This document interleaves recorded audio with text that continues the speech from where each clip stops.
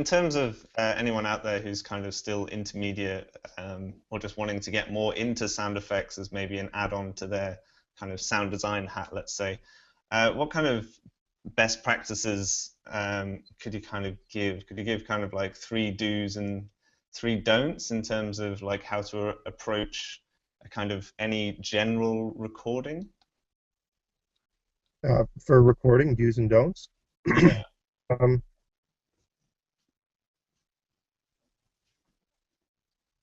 well, I would say for backgrounds, record several variations of a background, record for a long period of time, like 7 minutes, so that you can take out, cars or things that are getting in the way that you have to clip out so that you don't get left with a 1 minute or 2 minute track when it's all cut down. Um, I think another do that you should always do is listen to your recordings as you're doing them. I don't mean like through your headphones, but what I'm saying is like when you record a car or you record a background, especially your first recording of the day, take the time to listen to it.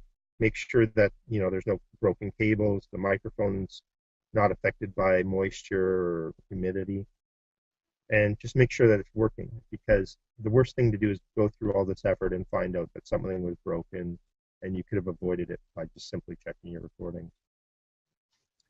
Um, and I guess don't move around the microphone when you're recording. Stepping on rocks and moving your feet and your clothes and breathing, those are heard in the recording, so you got to be very careful with that.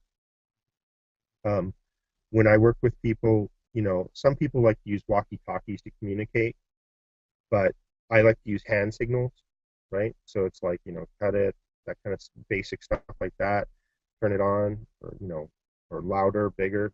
I use hand signals because in my experience, the less talking you do, the more recording you do. And really what we're all about is doing more recording. And another don't is don't have 3 cooks in the kitchen. It's quite common when you get a group of professionals or even non-professionals together, everybody has an idea, right? And you can't go out and do a recording with everybody chiming in and having a discussion on how to record something. You really have to have a leader, and then it's incumbent upon the leader to ask input from people like the driver, the other recordists. But if you have too many cooks, you're going to sit there around talking all day about how to do something instead of actually doing it. So, when I've worked with other professional recordists, I'll just, if I'm the add-on recordist and I'm not the lead recordist, I just be quiet. I do what I'm told. If they ask me my opinion, I tell them, and because I know that it doesn't help that recordist. If I'm chiming in with all these brilliant ideas I have, it's going to be counterproductive to everybody.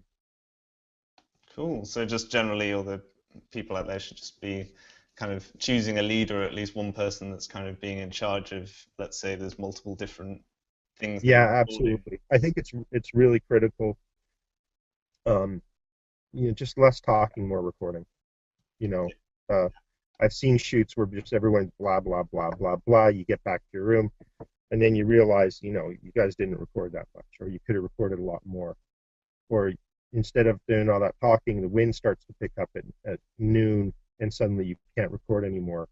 So all that time wasted, chatting, really affected how much recordings were made.